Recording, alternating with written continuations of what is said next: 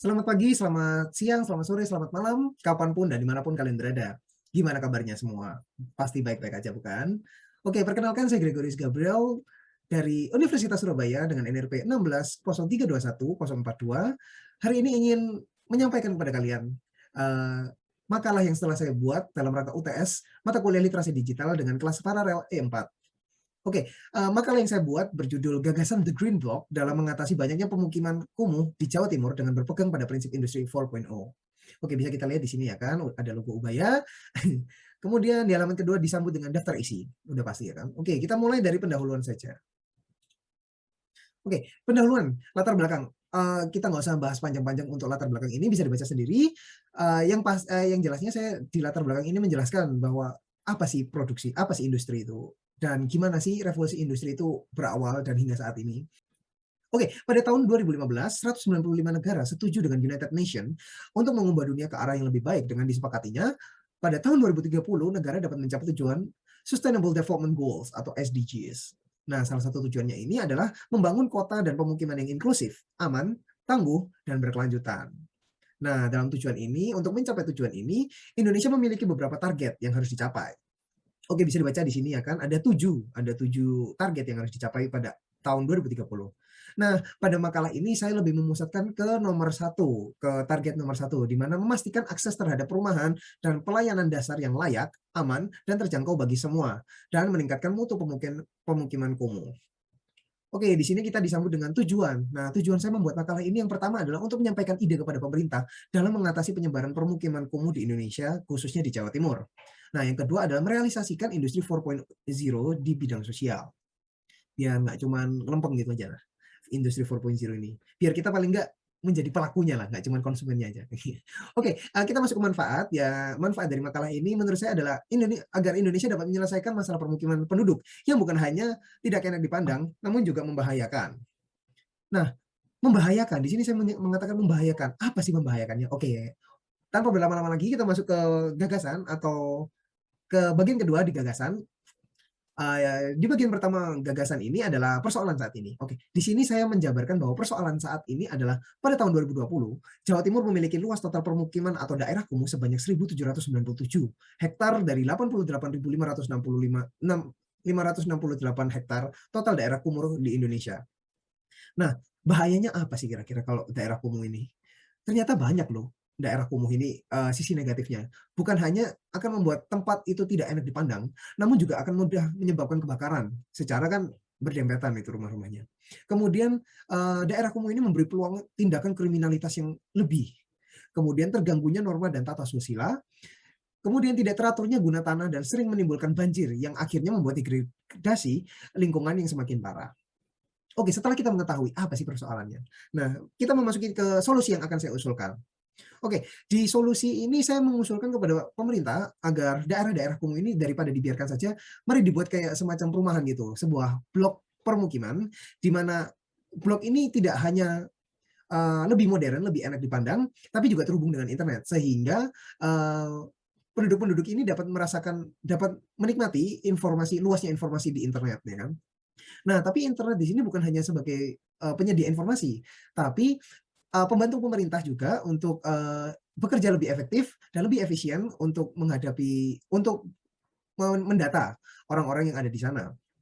Nah, blok permukiman ini saya panggil dengan the green block, ya kan, secara blok permukiman ini memiliki tujuan yang lebih hijau ya kan, lebih lebih baik ke depannya.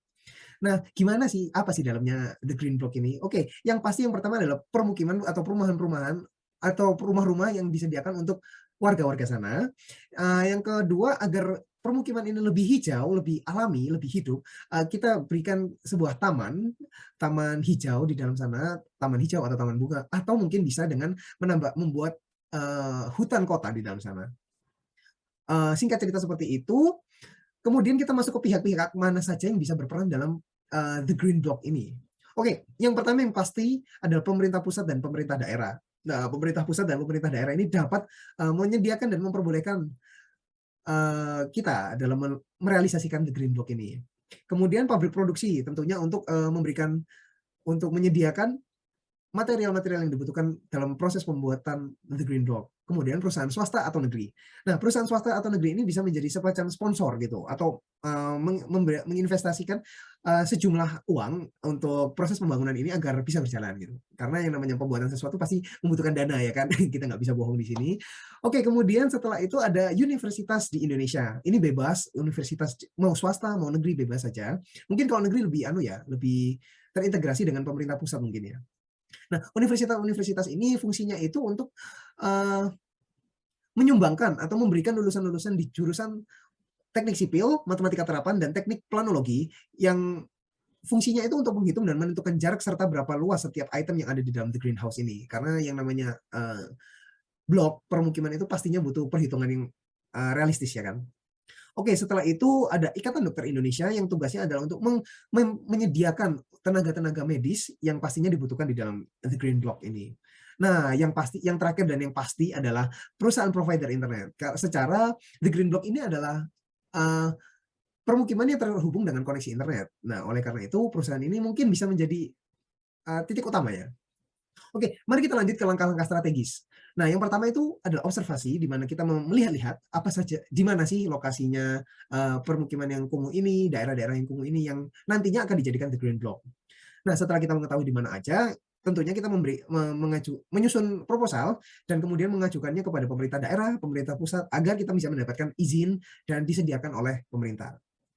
Oke, setelah kita mendapatkan izin dari pemerintah, kita lanjut ke universitas di Indonesia. Kita mengajukan proposal ke Universitas Indonesia agar kita mendapatkan orang-orang terdidik yang bisa menghitung secara realistis untuk the green block ini. Kemudian setelah dari Universitas Indonesia, kita mengajukan ajakan kolaborasi dengan pabrik-pabrik material agar kita di-provide lah, kita disediakan material-material yang akan digunakan nanti. Kemudian setelah kita mendapatkan material yang kita butuhkan, kita mengajukan ajakan lagi untuk kolaborasi dengan perusahaan-perusahaan swasta. Nah, perusahaan swasta ini kan tadi di awal saya sudah bilang kalau perusahaan swasta ini bisa menjadi sponsor. Nah, pengajuan ajakan ini kita mengajak perusahaan swasta untuk menjadi sponsor. Mau nggak jadi sponsor kita gitu. Kemudian setelah kita sudah mendapatkan masukan dana, masukan izin, kita mengajukan ajakan kolaborasi juga dengan provider internet yang secara ini kan adalah the green block ya. The green block ini terhubung dengan internet ya kan, untuk mendatanya, untuk koneksi internetnya. Nah, kita mengajukan kolaborasi dengan provider internet sehingga provider internet ini menjadi titiknya lah, istilahnya kayak ibunya, mothership-nya gitu. Setelah semua itu selesai, semua perizinan kita sudah ada, semua yang diperlukan seperti material, sponsorship, itu dan provider internet kita sudah ada, kita bisa baru memulai proses pembuatan ini, proses pembangunan the green block ini, ya kan? Mulai dari awal, dari mungkin penghancuran rumah-rumah di situ, habis itu orang-orang yang ada di situ dipindahkan sementara untuk menunggu the green block ini.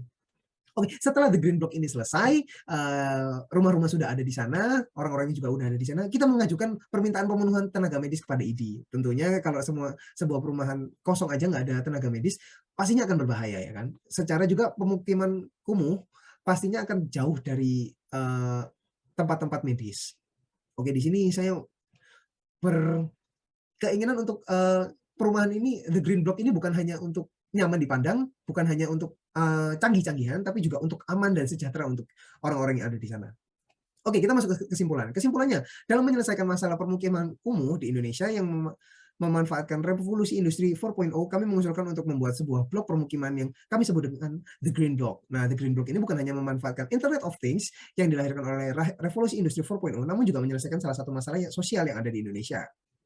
Nah, caranya itu adalah seperti yang saya jabarkan tadi, kita mengajukan proposal kepada beberapa pihak yang berperan, kemudian proses perealisasian pembangunan ya kan, setelah semua perizinan dan sumber-sumber sponsor yang kita butuhkan sudah terpenuhi.